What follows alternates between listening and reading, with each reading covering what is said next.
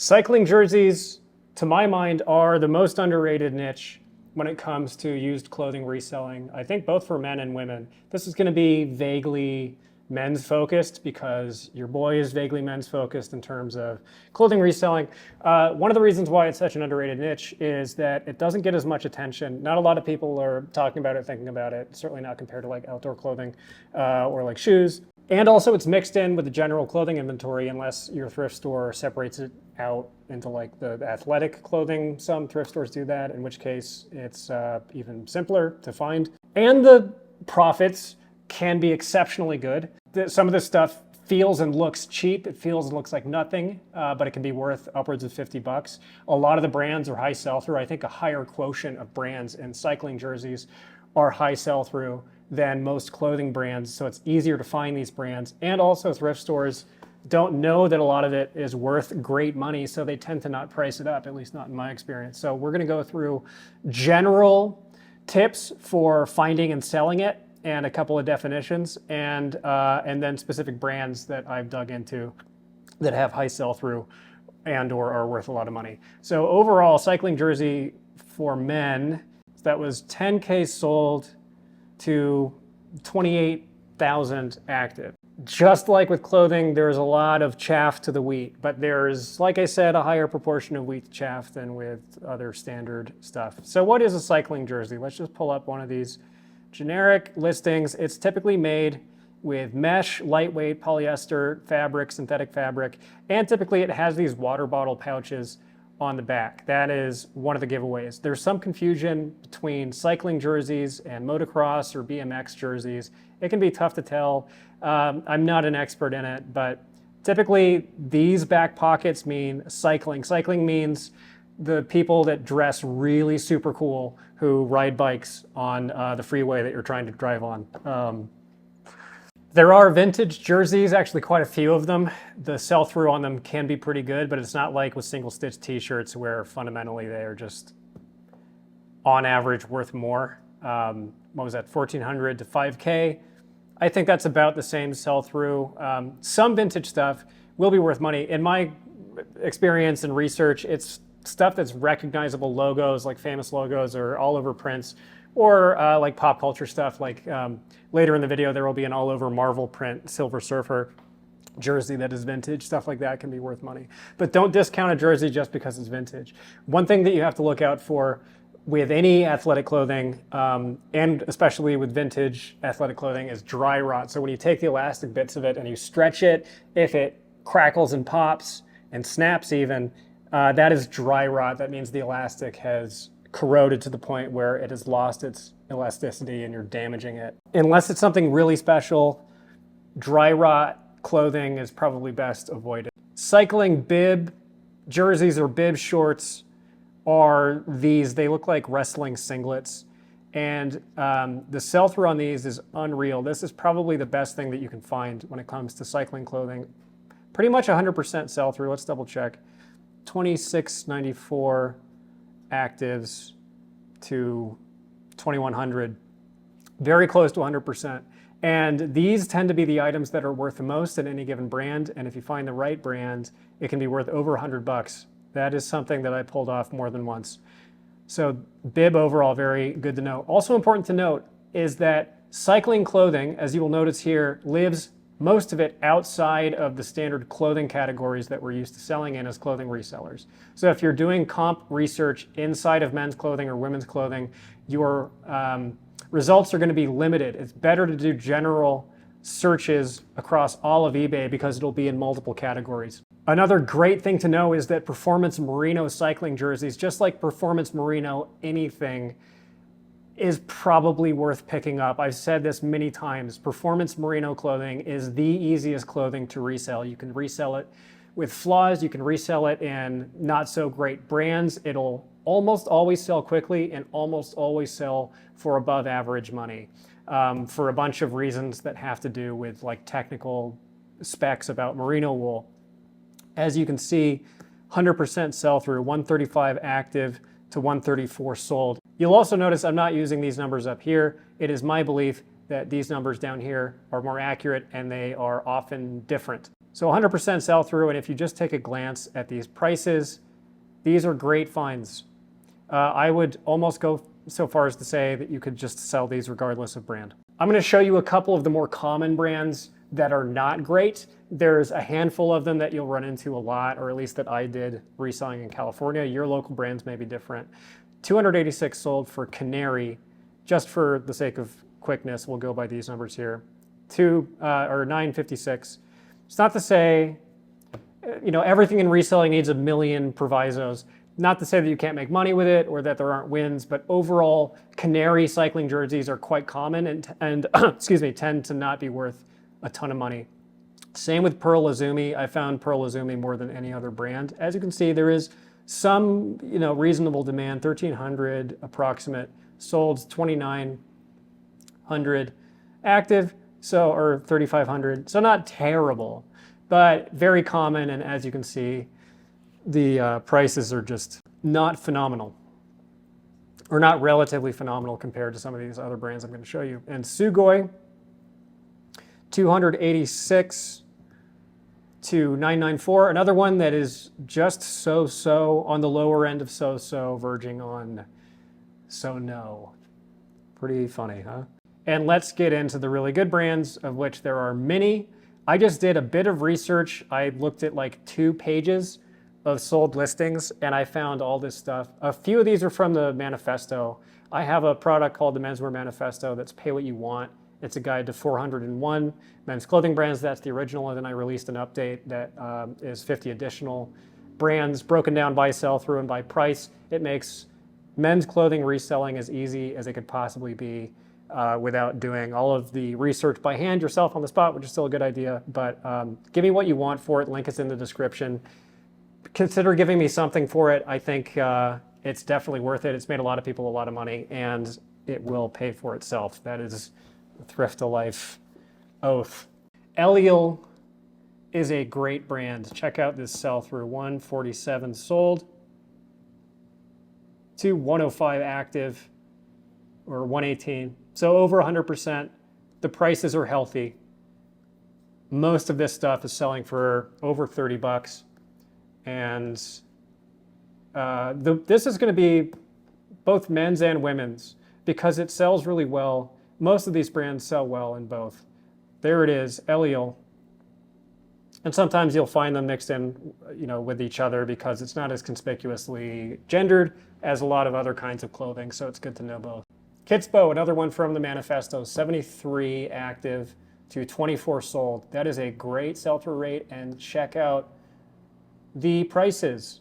Something like this, a thrift store is not going to know to price this above whatever standard t-shirt price happens to be. It looks very inconspicuous. It doesn't even look like that expensive a tag.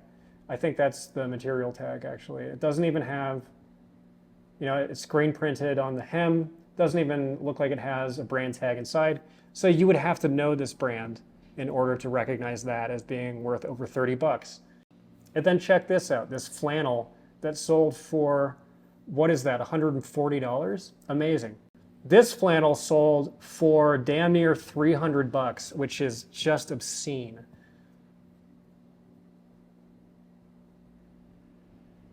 Kitspo. This might be a case where the brand also crosses over into outdoor clothing. Rapha is my personal favorite cycling clothing brand.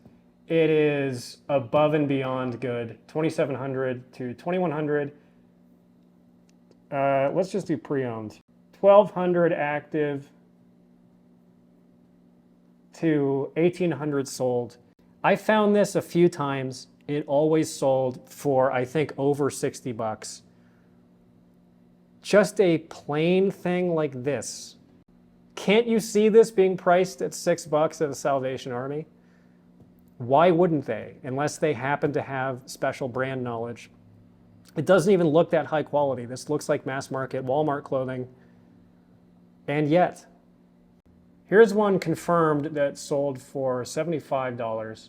Just another nothing, not even like an embroidered tag or whatever. It just looks like screen printed cheap crap. 75 bucks. Bontrager, if I'm mispronouncing that, I don't care. 205 sold to 293-ish. Nope, not even close. 368 to 204. So this is an okay brand. I did find this a few times. A lot of it isn't worth a ton, but it is a decent brand. These middle of the road brands are good to know in case you find them on half off days or at a garage sale or whatever. As you can see, some of it is selling for under 20 bucks, but some of it will flip for over 30. Decent bread and butter middle of the road brand to know about. Castelli, so it is $7.59 sold to $1,200. Active, another middling sell-through cycling brand that still, as you can see, has some money in it. This shipped from Hungary for about 80 bucks. And that's another thing to keep in mind. It's like outdoors clothing where there will be a range within each brand of quality and price. So you can find the special stuff that will be worth above average money, even if most of it is worth significantly less. I would guess that this is a case of that. And there's the tag, Castelli. Specialized Cycling is a brand that will wind up in the manifesto. I just learned about it doing research for this video. 396 solds to 631. Decent sell-through. Prices are pretty decent as well. Another good bread and butter cycling brand. Let's find the logo. You can kind of see it there, Specialized. Fox I include here because all of their jerseys have done really well for me over the years. 199 sold for cycling jerseys and 432 active. So it's on the lower end of bread and butter, but I just really like Fox. And as you can see, this is a motocross jersey. You're seeing the bleed over. A lot of Fox is going to be motocross and BMX clothing.